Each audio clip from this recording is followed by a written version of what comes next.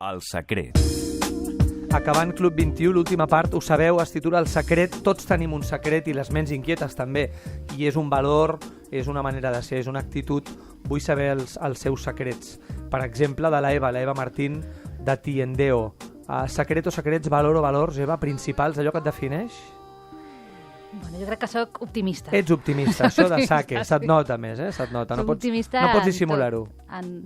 Sempre que tot anirà bé, d'alguna manera. I això em fa una altra qualitat que diria que sóc valenta. Ets optimista més valenta. Més valenta, sí. Sumes dues coses potents, Sí.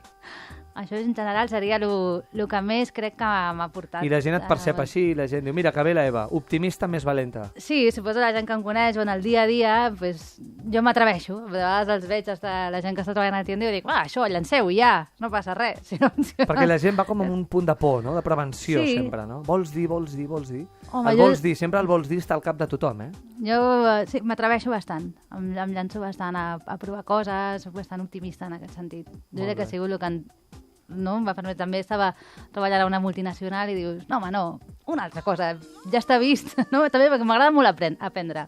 I cada dia aprendre coses noves i quan veus que... Pues, deies, bombones caja roja, sí, però ¿por qué no bombones caja fúcsia?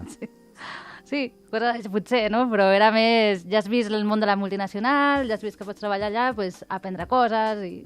Transformació. Alfonso Martínez, Zal, Port Barcelona, secret o secrets, valor o valors? Jo em deixes et diré tres. Sí? Jo crec que la constància és fonamental, ser constant. Jo crec que és un valor que també, perquè a vegades, com deia ella, pots ser optimista, poden sortir coses bé, però coses malament, i tens que continuar sent constant. I sobretot, canvi continu. No tenir-li por al canvi, no? Jo he viscut tota la meva carrera professional en canvis continus, ja et deia, porto 9 companyies i m'he canviat 2 vegades de feina només, et compren, et venen, entren els accionistes, en el món en el que estem, canviar contínuament, si hi ha una manera de fer les coses millors de la que l'estàs fent, fer-la, canviar, prova-ho. I la tercera? I la tercera no em puc deixar, jo crec que és ètica. Ètica, ho has dit i ho hem dit i t'hem llegit i és així, És que no tot val. No, jo crec que en el món, insisteixo, quan algú inverteix és per guanyar diners, però no de qualsevol manera. Èxit sí, però no a qualsevol preu. No a qualsevol preu. I d'això n'hem d'aprendre, no? Perquè s'han fet moltes animalades, no? I es continuen fent, segurament.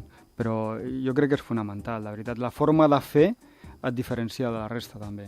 I l'ètica és fonamental. És el que et fan a més llarg plaç, també, no? El curt plaç potser funciona, no? La no ètica, però a mig llarg plaç no funciona. Dormir és fonamental i tens que dormir bé. Dormir tranquil, Llavors tens que estar tranquil amb el que has fet i ho fas de la manera més honesta que tu puguis fer-la, és fonamental. M'agrada pensar que l'ètica serveix per dormir més tranquils a la nit.